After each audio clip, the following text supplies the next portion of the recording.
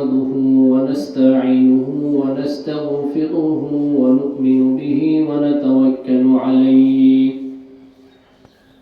ونعوذ بالله من شرور أنفسنا ومن سيئات أعمالنا من يهده الله فلا مضل له ومن يضلله فلا هادي له وأشهد أن لا إله إلا الله وحده لا شريك له وأشهد أن سيدنا وسندنا وحبيبنا وحبيب ربنا وطبيبنا وطبيب قلوبنا ومولانا محمدا عبده ورسوله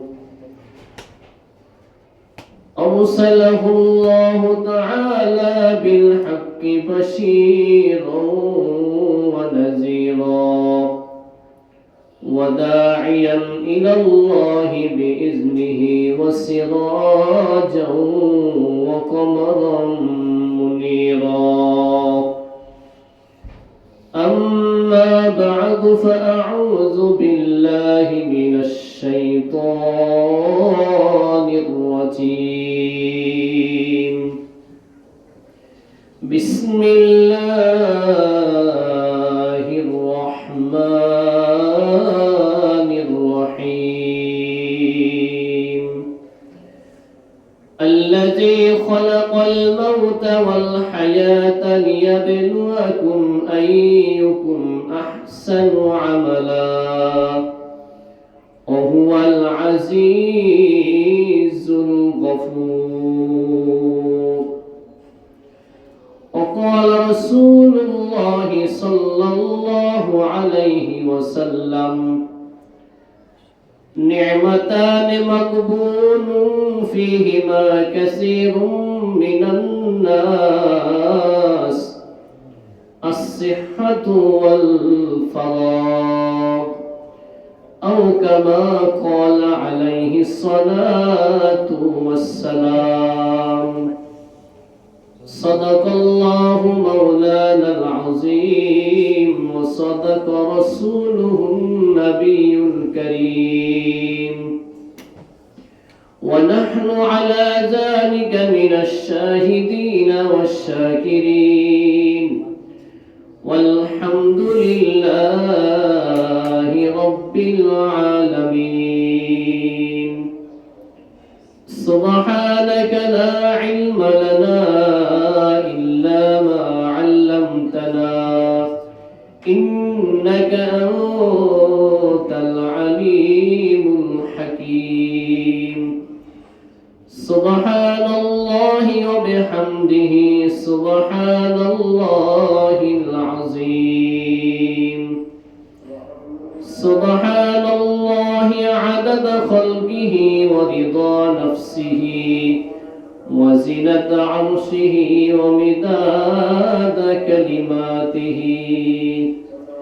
إن الله وملائكته يصلون على النبي يا أيها الذين آمنوا صلوا عليه وسلموا تسليما اللهم صل على محمد وعلى آل محمد كما صليت على إبراهيم وعلى آل إبراهيم إنك حميد مجيد اللهم بارك على محمد وعلى آل محمد كما باركت على إبراهيم وعلى آل إبراهيم إنك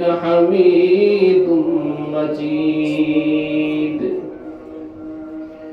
الحمد لله বিশ্ব মালিক আল্লাহ সুবহানাহু ওয়া তাআলা আলিশান দরবারে লাখো কোটি শুকর ও সুজুদ যে আল্লাহ সুবহানাহু ওয়া তাআলা আমাদেরকে সুস্থতার সাথে ন্যায় হায়াত দিয়েছেন, এই জন্য রব্বুল আলামিনের দরবারে কালিমাত শুকর আদায় করছি। সবাই অন্তরস্থ থেকে একবার বলে নিচ্ছি আলহামদুলিল্লাহ।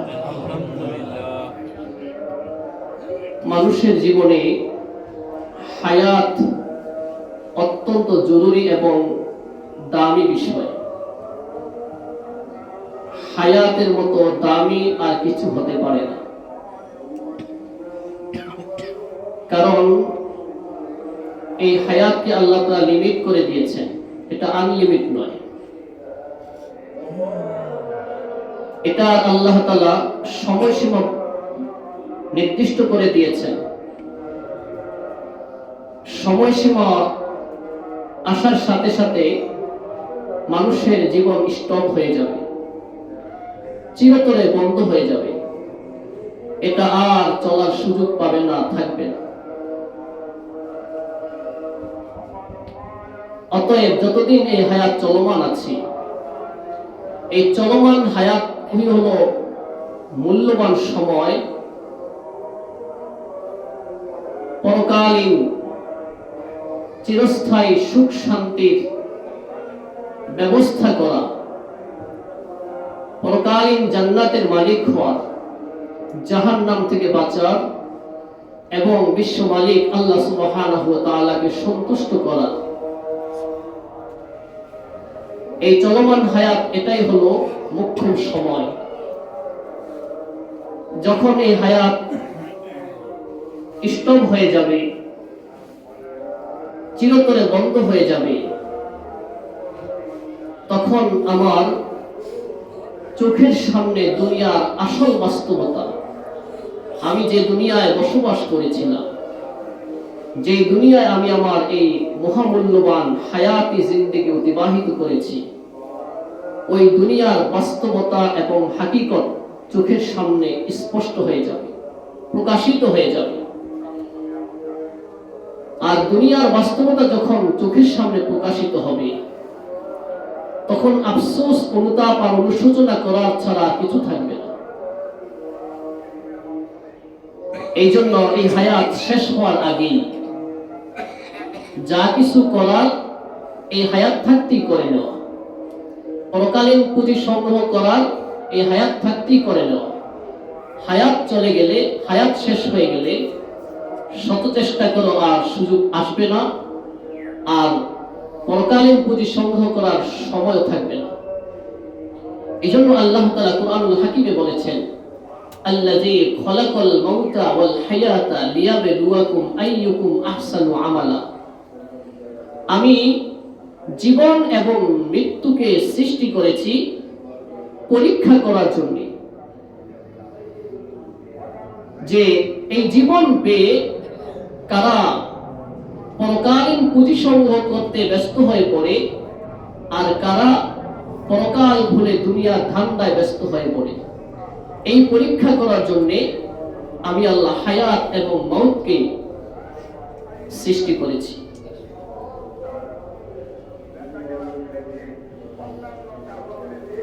এই জন্য মানুষের এই হায়াতি সময়, হায়াতের জীবন অনেক মূল্যবান, অনেক দামি।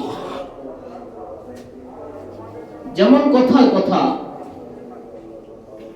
একজন ফকির দরিদ্র মানুষ, একবারে নিঃস্ব মানুষ, যার টাকা পয়সা ঘর বাড়ি কিছুই নাই, তিন বেলা ভাত খেতেও পারে না, এমন একজন নিঃস্ব অসহায় হতদরিদ্র মানুষ যদি কোথাও গিয়ে পাহাড়ে ওঠে, আর ওই পাহাড়টা হলো স্বর্ণের পাহাড়, ওই পাহাড়ের একজন মালিক আছে, ওই মালিক তাকে দেখে চিনে ফেলল, আর বলল, আমি তো জানি তুমি দরিদ্র মানুষ, গরিব মানুষ, অসহায় মানুষ, তোমার টাকা পয়সা নাই, তুমি তিন বেলা তোমার পরিবারের খাবারের ব্যবস্থা করতে পারো না, তুমি এমন একজন হতদরিদ্র মানুষ। আমি তো হলাম এই পাহাড়ের মালিক, এই স্বর্ণের পাহাড়ের মালিক, অতএব আমি তোমাকে সুযোগ দিলাম, তুমি যত ইচ্ছা তত স্বর্ণ এই পাহাড় থেকে কুড়িয়ে নিতে পারো, তবে যে কোনো সময় আমি তোমাকে স্বর্ণ কুড়ানো নিষেধ করব এবং আমার সেই নিষেধ মানতে তুমি বাধ্য। আমি নিষেধ করার সাথে সাথে আর এক টুকরো স্বর্ণ কুড়াবার সুযোগ তোমার হবে না, থাকবে না। অতএব আমার নিষেধ আসার আগ পর্যন্ত তুমি যত স্বর্ণ পারো পাহাড় থেকে নিতে পারো, আমি তোমাকে নিষেধ করবো না। স্বর্ণের পাহাড়ের মালিক তাকে এভাবে আপনার অনুমতি দিয়ে দিলেন। কিন্তু পরক্ষণেই পাহাড়ে আরো কিছু মানুষ আছে, তারা বলল, ভাই তুমি নতুন এসেছো পাহাড়ে, স্বর্ণের পাহাড়ে এসেছো, স্বর্ণের পাহাড় কখনো দেখো নাই, এটা তো বিশাল একটা পাহাড়, আরো অনেক চাকচিক্যময় অবস্থা আছে, দর্শনীয় জিনিস এই পাহাড়ে আছে। অতএব আসো, তোমাকে পাহাড়ের সেই চাকচিক্যময় দৃশ্যগুলো দেখাই, চলো আমরা একটু আড্ডা মারি, চাকচিক্যময় দৃশ্যগুলো দেখি। তো ব্যক্তি যদি জ্ঞানী হয়, ব্যক্তি যদি আকলমান হয়, তো সে ভাববে আমার মালিক, পাহাড়ের মালিক তো আমাকে বলে দিয়ে স্বর্ণ কুড়াবার জন্য, এবং যে কোনো মুহূর্তে সে নিষেধ করে দিবে, নিষেধ করার পরে আর স্বর্ণ কুড়াবার সুযোগ আমার হবে না। অতএব আমি পাহাড়ের চাকচিক্য দৃশ্য না দেখে, পাহাড় এভাবে ভ্রমণ না করে, আমি আমার আসল উদ্দেশ্য স্বর্ণ সংগ্রহ করার সেই কাজটা আমি করে ফেলি। যদি প্রকৃত জ্ঞানী হয় তাহলে সে বন্ধু বান্ধবের সেই আপনার অফার সে প্রত্যাখ্যান করে বলবে যে আমার স্বর্ণ কুড়ানোর সময় এখন, আমি স্বর্ণ কুড়াবো, স্বর্ণ সংগ্রহ করব। আর যদি নির্বোধ হয় আর বোকা হয়, তো সে বন্ধু বান্ধবদের আহ্বানে সাড়া দিয়ে চলে যাবে পাহাড়ের দৃশ্যগুলো দেখার জন্য, পাহাড় ঘোরার জন্য, পাহাড়ের চাকচিক্যময় অবস্থা পর্যবেক্ষণের জন্য। এখান দিয়ে পাহাড়ের চাকচিক্যময় অবস্থা পর্যবেক্ষণ করতে করতে এক পর্যায়ে হঠাৎ মালিক বলবে, এই তোমার পাহাড়ে থাকার বৈধতা আর নাই, এখন পাহাড়ে স্বর্ণ যা সংগ্রহ করেছ আর সুযোগ নাই, এখন তুমি পাহাড় থেকে বের হয়ে যাও, নেমে যাও। মালিক কিন্তু আগেই বলে দিয়েছে যে আমি যখন নিষেধ করবো, নিষেধ করার পরে তুমি আর স্বর্ণ সংগ্রহ করতে পারবে না। কিন্তু ওই ব্যক্তি স্বর্ণ সংগ্রহ না করে এভাবে পাহাড়ের দৃশ্য দেখতে দেখতে সময় শেষ, পাহাড়ের মালিকের নির্দেশ চলে আসলো, আর তুমি পাহাড়ে থাকতে পারবে না। ঠিক অনুরূপ ভাবে এই দুনিয়ার মালিক হয়েছেন আল্লাহ তাআলা। আমরা দুনিয়াতে এসেছি, আল্লাহ আমাদেরকে দুনিয়াতে পাঠিয়েছেন, পাঠানোর পর দুনিয়ার মালিক আল্লাহ তাআলা আমাদেরকে বলেছেন, তোমার আসল একটা জিন্দেগি আছে, আসল একটা জীবন আছে, স্থায়ী একটা ঠিকানা আছে, যেটার শুরু আছে শেষ নাই, যেটার শুরু আছে শেষ নাই, এমন একটা জীবন তোমার সামনে আছে, তোমার একটা জান্নাতি জীবন আছে। অতএব ওই জান্নাতি জীবন লাভ করার জন্য তোমাকে আমি এই দুনিয়ার জীবনে সময় দিলাম, এই সময়ের মধ্যে তুমি জান্নাতি জীবন লাভ করার জন্য যা কিছু করার করে নিতে পারো, পরকালীন পুঁজি যা কিছু সংগ্রহ করার করে নিতে পারো। তবে মনে রেখো, হঠাৎ করে আমার এভাবে নিষেধ চলে আসবে, আমি তোমার জীবনকে স্টপ করে দিব, চিরতরে বন্ধ করে দিব। তখন তোমার আর হাজার চেষ্টা করলেও পরকালীন পুঁজি সংগ্রহ করা, ন্যায় অর্জন করা, জান্নাত থেকে বাঁচার ফিকির করা, জান্নাতের মালিক হওয়া, জাহান্নাম থেকে বাঁচার ফিকির করা আর সুযোগ তোমার থাকবে না। তো যারা জ্ঞানী, যারা প্রকৃত থেকে জ্ঞানী, তারা আল্লাহ তাআলার উপহার গ্রহণ করে এই মূল্যবান এই সময়কে, হায়াতকে তারা ইবাদত আর বন্দেগীর পিছনে ব্যয় করে। আর যারা নির্বোধ, বোকা, দুনিয়ার এই চাকচিক্যের মোহে পড়ে, তারা দুনিয়ার এই চাকচিক্য দেখে, দুনিয়ার মোহে পড়ে, দুনিয়ার আনন্দ উল্লাসে মত্ত হয়ে তারা তাদের আসল উদ্দেশ্যের কথা ভুলে যায়। এক পর্যায়ে হঠাৎ তাদের মৃত্যুর সংবাদ চলে আসে। আর যখন মৃত্যুর সংবাদ চলে আসে, মৃত্যুর দূত সামনে এসে উপস্থিত হয়, তখন তার জান কবজ করে নিয়ে যায়। এরপরও সে তার চোখের সামনে দুনিয়ার আসল বাস্তবতা সব প্রকাশিত হয়ে যায়। ये तो दुनिया देखने में किस कदर खुश रंगी थी, ये तो दुनिया देखने में किस कदर खुश रंगी थी, कब्र में जाते ही दुनिया की हकीकत खुल गई। कब्र में जाते ही दुनिया की हकीकत खुल गई। যখন এই দুনিয়া থেকে বিদায় গ্রহণ করব, তখন দুনিয়ার আসল রূপ আমার চোখের সামনে স্পষ্ট হয়ে যাবে। তখন আমি হাজারো হাই হুতাশার আফসোস করব, কিন্তু আমার এই আফসোস আর হাই হুতাশ কোনো কাজে আসবে না। এই জন্য আল্লাহ তাআলা বলেন, তোমাকে দুনিয়াতে আমি পাঠিয়েছি পরকালীন পুঁজি সংগ্রহ করার জন্য। তুমি কি মনে করো এমনিই তোমাকে আমি দুনিয়াতে পাঠিয়েছি? কোনো উদ্দেশ্য ছাড়া এমনিই অনর্থক তোমাকে দুনিয়াতে পাঠিয়েছি, তুমি কি এটা মনে করো? আল্লাহ বলছেন, আফা হাসিবতুম আন্নামা খলাকনাকুম আবাসা, আফা হাসিবতুম আন্নামা খলাকনাকুম আবাসা ওয়া আন্নাকুম ইলাইনা লা তুরজাউন। আল্লাহ বলেন, তোমরা কি ধারণা করছো, মনে করছো যে আমি আল্লাহ তোমাদেরকে অনর্থক বৃথা সৃষ্টি করেছি, উদ্দেশ্যহীন তোমাদেরকে সৃষ্টি করে দুনিয়াতে পাঠিয়েছি, এবং তোমরা আমি আল্লাহর কাছে আর ফিরে আসবে না, এটা কি তোমরা মনে করো? না না না, আমি আল্লাহ তোমাদেরকে বৃথা সৃষ্টি করে দুনিয়াতে পাঠাই নাই, অনর্থক সৃষ্টি করে দুনিয়াতে পাঠাই নাই।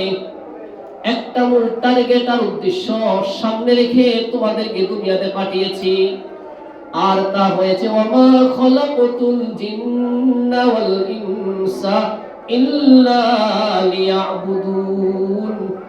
আমি মানব এবং দানবকে সৃষ্টি করে দুনিয়াতে পাঠিয়েছি যেন তারা আমি আল্লাহর গোলামি করে পরকালীন পুঁজি সংগ্রহ করে নেয়, জান্নাতের মালিকত্ব লাভ করে নেয়, জাহান্নাম থেকে নিজেকে মুক্ত করে নেয়, আমি আল্লাহর সন্তুষ্ট অর্জন করে নেয়। এই জন্য আমি আল্লাহ মানুষ এবং জিনকে সৃষ্টি করে দুনিয়াতে পাঠিয়েছি। তাহলে আল্লাহ তাআলা দুনিয়াতে আমাদেরকে পাঠানোর, সৃষ্টি করার উদ্দেশ্য আছে কিনা? আরো জোরে বলেন, আছে। তো আমরা সেই উদ্দেশ্যের কথা যদি ভুলে যাই, ওই পাহাড়ের সেই দরিদ্র ব্যক্তির মতো, তো পরে আমাদের আর শত আফসোস আর হাই হুতাশ করেও কোনো কাজে আসবে না, কোনো কিছুই কাজে আসবে না, আমার সময় শেষ হয়ে যাবে। এই জন্য আল্লাহ তাআলা যেই দুনিয়ার মোহে পড়ে মানুষ তার আসল ঠিকানা, আসল জিন্দেগির কথা ভুলে যায়, সেই দুনিয়ার বিভিন্ন বাস্তব রূপ কোরআনুল কারীমে তুলে ধরেছেন, মানুষকে সতর্ক করছেন, এবং এই দুনিয়ার বাস্তবতা কি এটা আল্লাহ তাআলা বিভিন্ন আয়াতে বর্ণনা করেছেন, যাতে করে মানুষ সেই বিষয়গুলো পড়ে, অধ্যয়ন করে, দেখে মানুষ দুনিয়ার ব্যাপারে সতর্ক হয়, পরকালীন পুঁজি সংগ্রহ করার জন্য প্রস্তুত হয়ে যায়। আল্লাহ তাআলা অন্য এক আয়াতে বলছেন, ওমা হাযিল হায়াতুদ দুনিয়া ইল্লা লাহু ওয়া লাইব ওয়া ইন্নাদ দারাল আখিরাতা লাহিয়াল হায়াওয়ানু লাউ কানু ইয়ালামুন। আল্লাহ বলেন, এই দুনিয়ার হায়াত, মানুষের এই দুনিয়ার হায়াত লাহু ওয়া লাইব, খেল তামাশা ছাড়া কিছু নয়।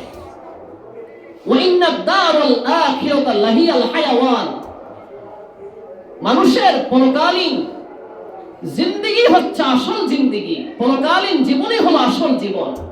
লাউ কানু ইয়ালামুন, যদি মানুষ জানতো।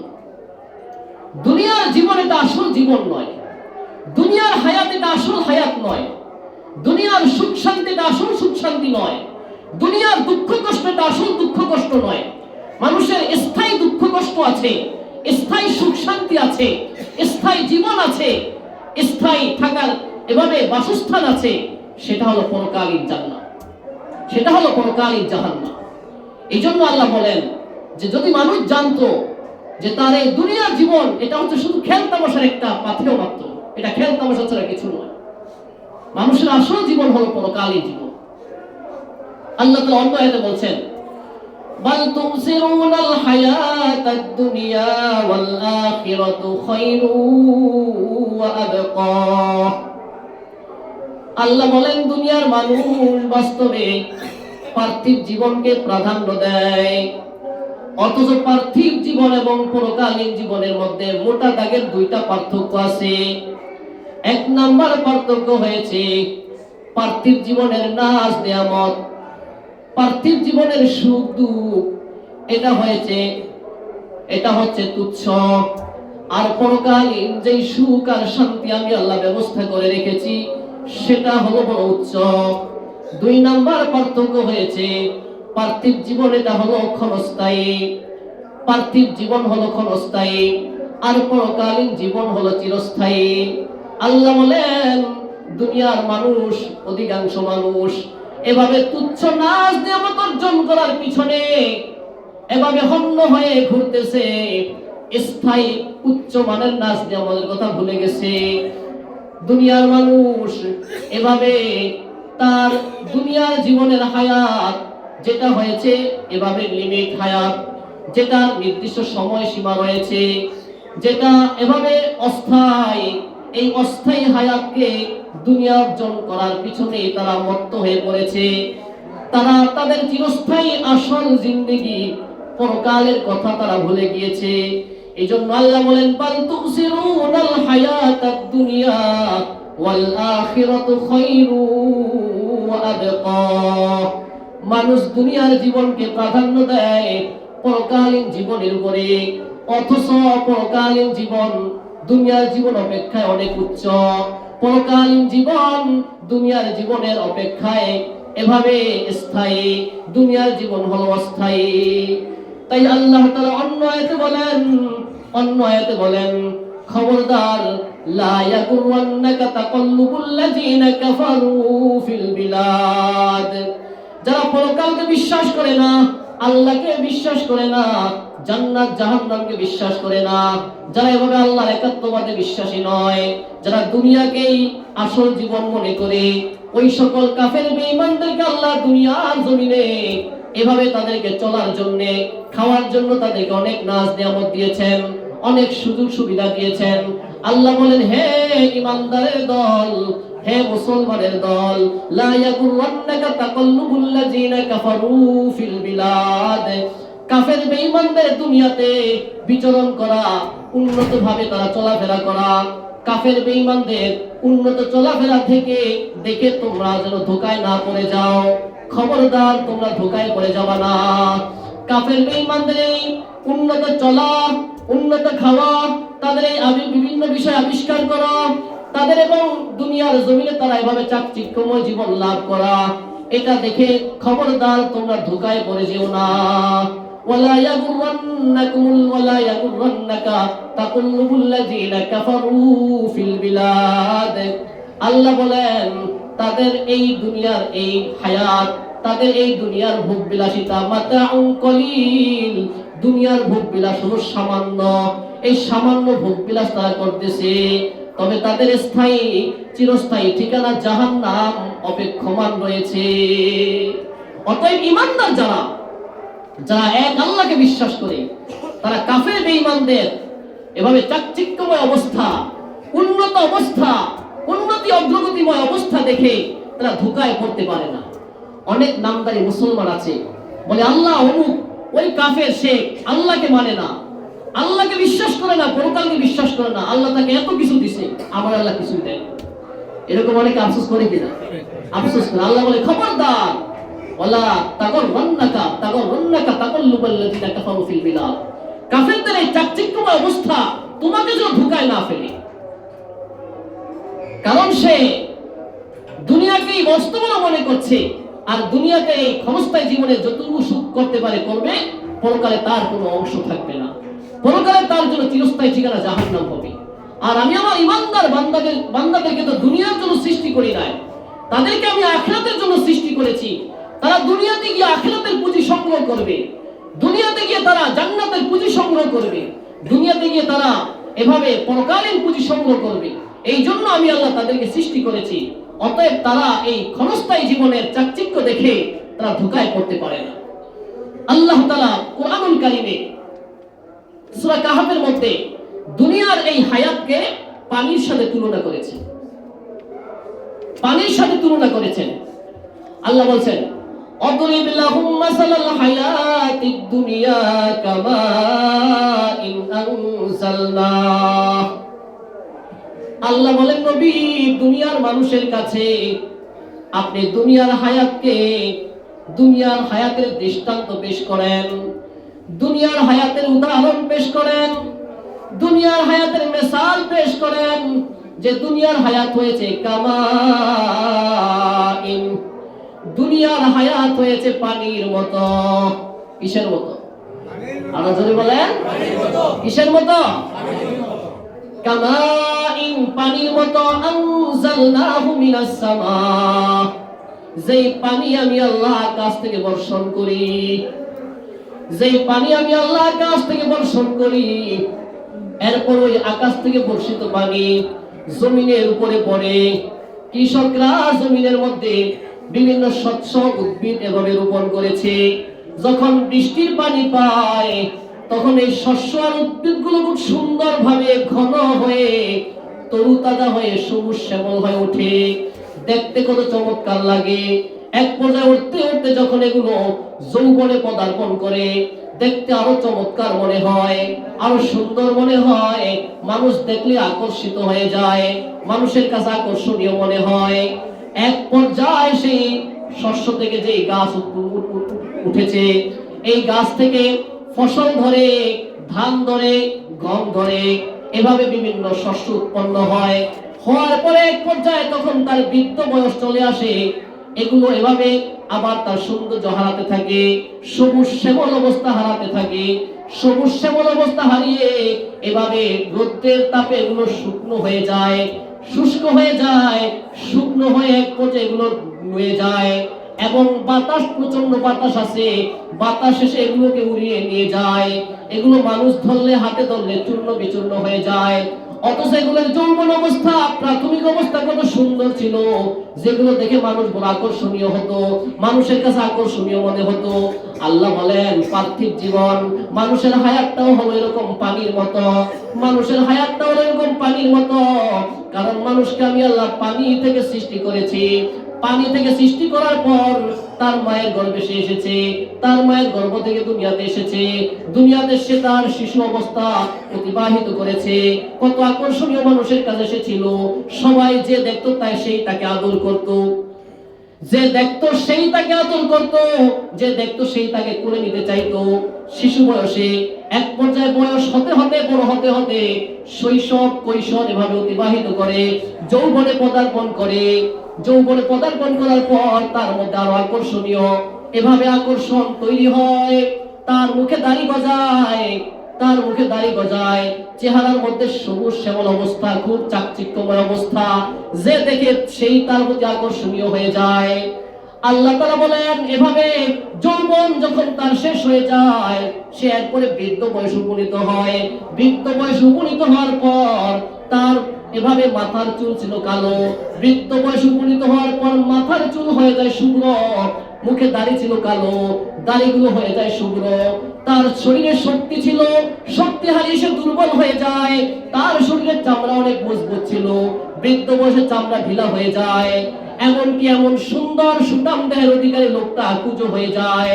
আল্লাহ বলেন, ওই পানির মতো তোমার জীবন, ওই পানি দ্বারা যেই শস্য উৎপন্ন হয়েছে, প্রাথমিকভাবে তার অনেক সবুজ শ্যামল অবস্থা মানুষের কাছে আকর্ষণীয় মনে হয়েছে, কিন্তু মানুষের জীবনে এরকম প্রথমে মানুষকে খুব আকর্ষণীয় মনে হয়, এরপর যখন তার বয়স হয়ে যায় তখন সে বৃদ্ধ হয়ে যায়।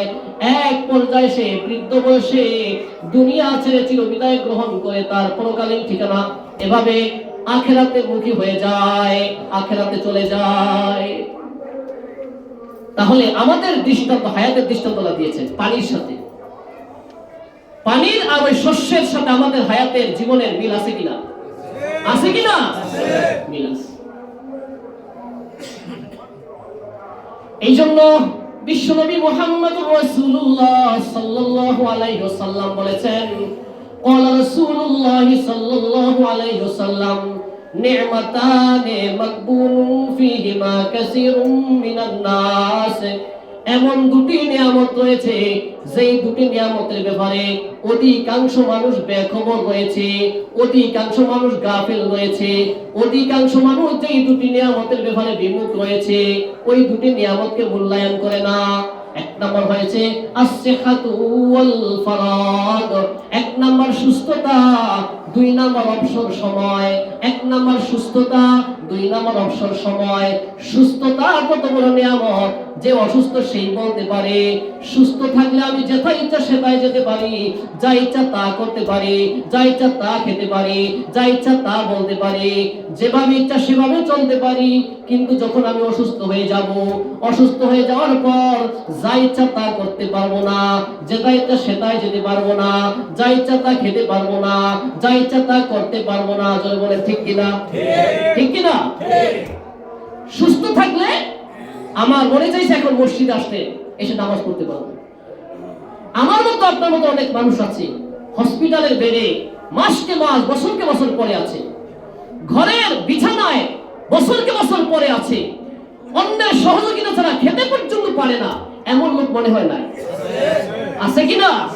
অন্যের সহযোগিতা ছাড়া যে এক লুকমা ভাত খাবে সেই ভাতটাও খেতে পারে না, অন্যের সহযোগিতা ছাড়া টয়লেটে যেতে পারে না, অন্যের সহযোগিতা ছাড়া হাঁটতে পারে না। এরকম লোক আছে কিনা? আমার আপনার এই অবস্থা হতে পারে না এমন কোন নিশ্চয়তা আছে? আরো জোরে বলেন, আছে কিনা? কারণ এই যে এক এক করে আমার হায়াতি জীবন শেষ হয়ে যাচ্ছে। গত জুমায় ছিল 2024 সাল, কত সাল? এখন হচ্ছে 2025 সাল।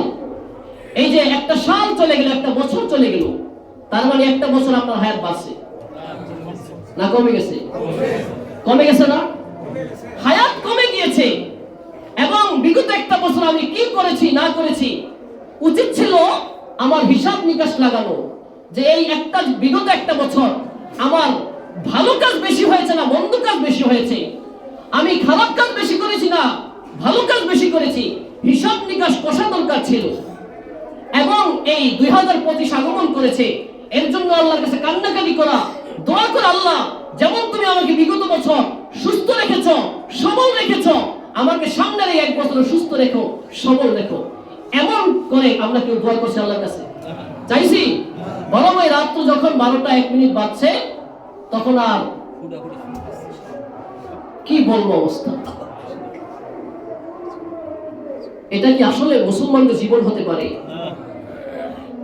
আমরা কেমন মুসলমান হলাম, কেমন মুসলমান হলাম, কেমন আমাদের ঈমান? হিন্দু একটা ধর্ম আছে, হিন্দু ধর্ম যে হিন্দু দাবি করে, হিন্দু পরিচয়ে যা কিছু করবে, এরপর তার হিন্দু ধর্ম তাকে ছাড়বে না। যদি হিন্দু ধর্ম অবলম্বী কোনো ব্যক্তি বলে আমি হিন্দু ধর্ম ছেড়ে দিলাম, ত্যাগ করলাম, সে হিন্দু ধর্ম ছাড়তে পারে কিন্তু হিন্দু ধর্ম তাকে ছাড়বে না।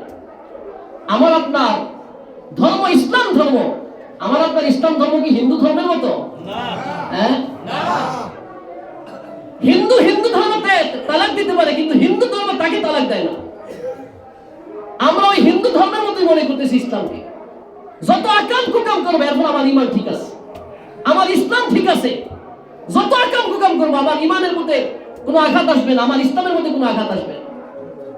এ কেমন ইসলাম মানতেছি আমরা? গত সপ্তাহে 31st নাইট বিষয়ে যে আলোচনা করলাম, এরপর কি এই এলাকায় আপনার 31st নাইট পালন হয় নাই? করে নাই? এখানে যারা গত জুমায় নামাজ পড়েছে, আলোচনা শোনার পরে তারাই তো এই 31st নাইট উদযাপন করছে। বোমা ফাটাফাটি করছে না তারা?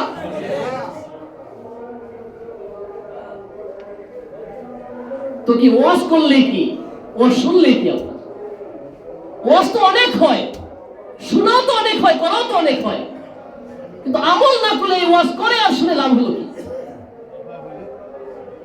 ওয়াজ করার তো উদ্দেশ্য হলো আমল করা, আমাদের আমল ঠিক হয়ে যাক, আমাদের চরিত্র সংশোধন হয়ে যাক, আমরা ইসলামের পথে ফিরে আসি, ইসলামকে আমরা আঁকড়ে ধরি, ঈমানকে আমরা আঁকড়ে ধরি। যদি ওয়াজ শুনতেই থাকি, এক কান দিয়া ঢুকায় আরেক কান দিয়ে বের করে দেই, তো এই ওয়াজ যদি 1000 বছর শুনি লাভ হবে কোনো? আরো জোরে বলেন, লাভ হবে? লাভ হবে। এই জন্য বললাম হায়াতে জিন্দেগির দাম কত। মানুষের জীবনের অনেক দাম, অনেক মূল্য। এই জন্য রাসূল কারীম সাল্লাল্লাহু আলাইহি ওয়াসাল্লাম অন্য এক হাদিসে বলেছেন, ইগতানিম খামসান ক্বাবলা খামসি। হে আমার উম্মত, 5টি জিনিসের সম্মুখীন হওয়ার আগে তোমরা 5টি জিনিসকে মূল্যায়ন করো, কদর করো, এগুলোকে অমূল্যায়ন করো না। 1 নম্বর শাবাবাকা ক্বাবলা হারামিক।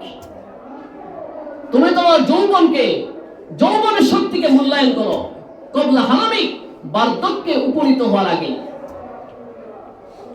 বার্ধক্যে উপনীত হওয়ার আগে, বৃদ্ধা বয়সে উপনীত হওয়ার আগে তুমি তোমার যৌবনের শক্তিকে কাজে লাগাও।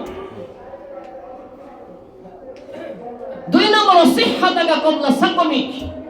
তুমি তোমার সুস্থতার জীবনকে কাজে লাগাও অসুস্থ হয়ে যাওয়ার আগে। 3 নম্বর গিনাকা ক্বাবলা ফাকরিক। তুমি তোমার সচ্ছল অবস্থাকে মূল্যায়ন করো, কাজে লাগাও অসচ্ছল অবস্থায় ফিরে যাওয়ার আগে। কি বলে মানুষ এই সচ্ছল এই অসচ্ছল এরকম হয় না? হয় কি না? কোটি টাকার মালিক হঠাৎ এক মাসের ব্যবধানে, 1 সপ্তাহের ব্যবধানে রাস্তার ফকির হয়ে যায়, হয় না? মনে হয় এরকম। তো আল্লাহ বলেন রাসূল বলেন গিনাকা ক্বাবলা ফাকরি। তুমি তোমার সচ্ছল অবস্থাকে মূল্যায়ন করো অসচ্ছলতা আসার আগে। এরপরে রাসূল কারীম সাল্লাল্লাহু আলাইহি ওয়াসাল্লাম বলেন, তুমি তোমার অবসর সময়কে মূল্যায়ন করো। যখন তুমি ব্যস্ত হয়ে পড়বে, কর্মে ব্যস্ত হয়ে পড়বে, কাজে ব্যস্ত হয়ে পড়বে, ওই সময় আসার আগে। বিগত 1 বছর এমন কেউ ছিলেন, খুব ফ্রি ছিলেন, কাজকর্ম ছিল না, ইচ্ছা করলে আপনার 5 ওয়াক্ত মসজিদে এসে নামাজ পড়তে পারতেন। কিন্তু 2025 সাল আসার পরে তার ব্যস্ততা বেড়ে গেছে। এমন ব্যস্ততা বাড়ছে, এখন সে 5 ওয়াক্ত নামাজও পড়তে পারে না, মসজিদেও আসতে পারে না।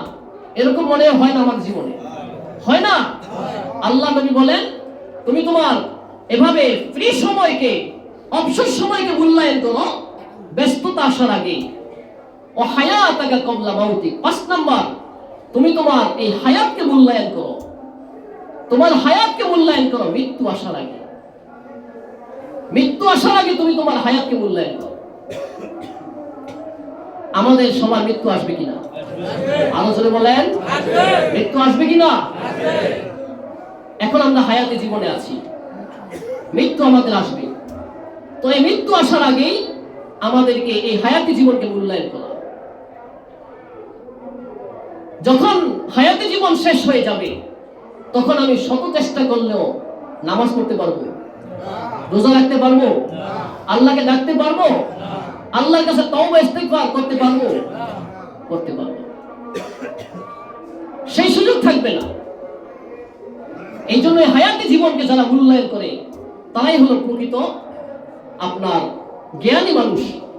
রাসূল কারীম সাল্লাল্লাহু আলাইহি ওয়াসাল্লাম অন্য এক হাদিসে বলেছেন, যাদেরকে আল্লাহ যৌবন দিয়েছেন, যাদেরকে আল্লাহ ইবাদত করার সুযোগ দিয়েছেন, যারা এভাবে নিজের যৌবনতাকে ইবাদতের পথে ব্যয় করে, যৌবনকে বোমাবাজি করার পিছনে ব্যয় না করে, যৌবনকে এভাবে আপনার আকাম কুকামে ব্যয় না করে, যৌবনকে আল্লাহ তাআলা ইবাদতের পিছনে ব্যয় করে, আল্লাহ রাসূল সাল্লাল্লাহু আলাইহি ওয়াসাল্লাম বলেন, হাসরের মাঠে 7 শ্রেণীর মানুষকে আল্লাহ তাআলা আরশ আজিমের ছায়াতলে আশ্রয় প্রদান করবেন। যেদিন আল্লাহ তাআলা আরশ আজিমের ছায়া ছাড়া আর কোনো ছায়া থাকবে না, কিয়ামত হয়ে যাবে, সব কিছু ধ্বংস হয়ে যাবে। আল্লাহ তাআলা পরকালীন জীবনে মানুষকে উঠাবেন, কোনো গাছপালা থাকবে না, বৃক্ষ তরুণতা থাকবে না, নদ নদী পাহাড় পর্বত কিছুই থাকবে না, সব ধ্বংস হয়ে যাবে। কোনো বিল্ডিং, কোনো ছায়ার গাছপালা কিছুই থাকবে না। ওই সময় শুধু আল্লাহ তাআলার আরশ আজিমের ছায়া থাকবে, আরশ আজিমের ছায়া ছাড়া আর কোনো ছায়া থাকবে না।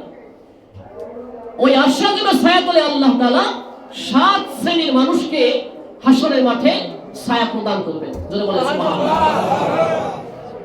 নবী বলেন, সাবাতুন ইউযিল্লুহুমুল্লাহু ফি যিল্লিহি ইয়াওমা লা যিল্লা ইল্লা যিল্লুহ, ইমামুন আদিলুন। আল্লাহর নবী বলেন, হাসরের মাঠে আরশ আজিমের ছায়া ছাড়া অন্য কোনো ছায়া থাকবে না।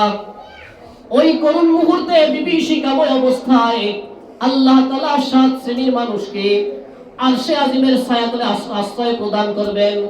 1 নাম্বার ইমামুন আদিলুন, এক নাম্বার ন্যায়পরায়ণ শাসক।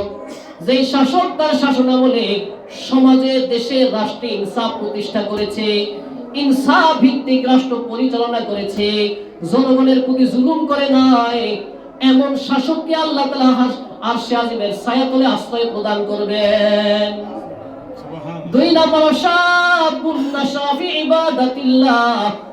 ওই যুবক যে তার যৌবনকে আল্লাহ তাআলার ইবাদতের মধ্যে কাটিয়েছে, ইবাদতের মাধ্যমে অতিবাহিত করেছে, এমন যুবককেও আল্লাহ তাআলা আরশে আজিমের ছায়াতলে আশ্রয় প্রদান করবেন। তিন নাম্বার, ওয়ারাজুলুন কলবুহু মুআল্লাকুন ফিল মাসাজিদ।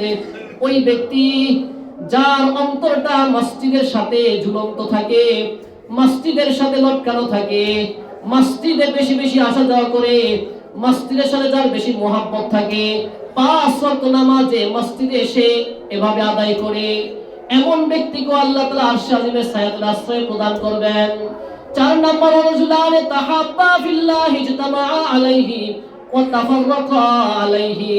যেই দুই ব্যক্তি পরস্পর একে অপরকে মোহাব্বত করে আর ভালোবাসে আল্লাহর জন্য, আবার একে অপর থেকে বিচ্ছিন্ন হয়, পৃথক হয়, তাও কার জন্য? রাজুলানে তাহাব্বা ফিল্লাহি ইজতামাআ আলাইহি ওয়া তাফাররাকা আলাইহি।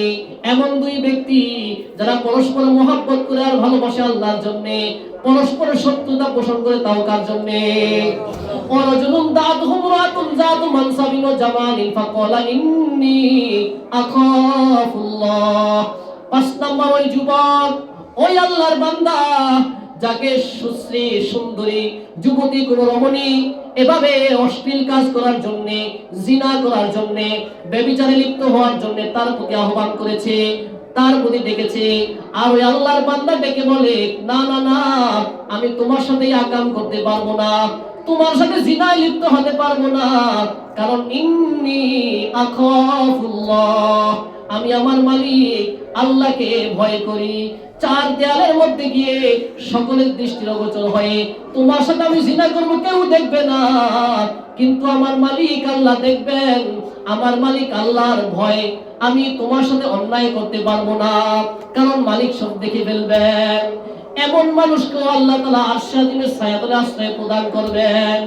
6 নাম্বার, ওয়ারাজুলুন তাসাদ্দাকা বিসাদাকাতিন ফাখফাহা হাত্তা লা তা'লামা শিমালুহু মা তুনফিকু ইয়ামিনু।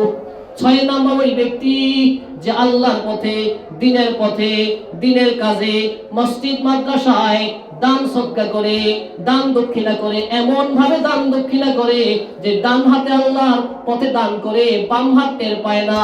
মানে দান করে আল্লাহর পথে সুনাম সুখ্যাতি অর্জন করার জন্য নয়, মানুষকে দেখাবার জন্য নয়, মানুষের কাছ থেকে বাহবা পাওয়ার জন্য নয়, বরং একমাত্র মালিক আল্লাহকে সন্তুষ্ট করার জন্য দান করে।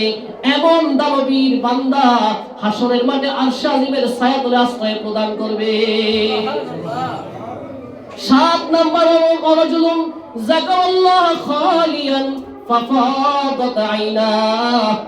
রাজুলুন যাকারাল্লাহ খালিয়ান ফাফাদাত আইনাহ।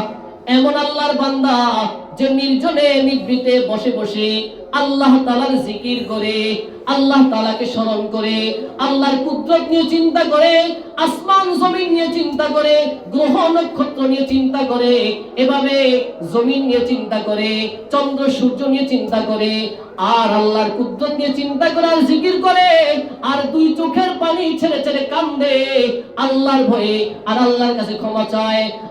আল্লাহর নবী বলেন, এই ব্যক্তিকেও আল্লাহ তাআলা আরশে আজিমের ছায়াতলে আশ্রয় প্রদান করবেন। এই 7 শ্রেণীর মানুষকে আল্লাহ আরশে আজিমের ছায়াতলে প্রদান করবে, আশ্রয় প্রদান করবে। অতএব এই 7 শ্রেণীর যে কোনো এক শ্রেণীর অন্তর্ভুক্ত হওয়ার দরকার আছে কিনা? আছে। যারা যুবক আছেন, যৌবনকালকে যদি ইবাদতের মাধ্যমে কাটাই, তাহলে আমাকেও আল্লাহ তাআলা আরশে আজিমের ছায়াতলে আশ্রয় প্রদান করবে। আর যারা যৌবনকে ইবাদতের মাধ্যমে কাটাতে পারেন না, বৃদ্ধ বয়সে এখন মোটামুটি নামাজ ধরছে, আপনাদের কাজ হলো মসজিদের সাথে সম্পর্ক রাখা, মসজিদের সাথে তাআল্লুক রাখা, মসজিদে বেশি বেশি আসা যাওয়া করা, আর সময় পেলে মসজিদের কোনায় বসে নিভৃতে এভাবে একা একা বসে আল্লাহর জিকির করা, চোখের পানি ছাড়া আর আল্লাহর কাছে বলো, আল্লাহ আমার যৌবনকে নাফরমানির পথে ব্যয় করেছি, এখন তোমার দরবারে ফিরে এসেছি, আল্লাহ তুমি ক্ষমা করে দাও, আমার অতীতের গুনাহ ক্ষমা করে দাও, এখন থেকে আমি তোমার ইবাদত করব, তোমার নাফরমানি আর করব না। এভাবে জিকির করা, আল্লাহর কাছে ক্ষমা চাওয়া, তাহলেও আমাদের সুযোগ আছে আরশে আজিমের ছায়াতলে আশ্রয় পাওয়া। আছে কিনা? আছে কিনা? আল্লাহ তাআলা আমাদের সবাইকে এই 7 শ্রেণীর মানুষের অন্তর্ভুক্ত হওয়ার তৌফিক দান করে, সকলে বলি আমিন। আমাদের হায়াতি জীবনকে মূল্যায়ন করে হায়াতকে ইবাদতের মাধ্যমে কাটাবার তৌফিক দান করেন, সকলে বলি আমিন। ওয়া আখির দাওয়ানা আলহামদুলিল্লাহি রাব্বিল আলামিন। যারা সুন্নাত পড়ে না, যারা সুন্নাত পড়েনি।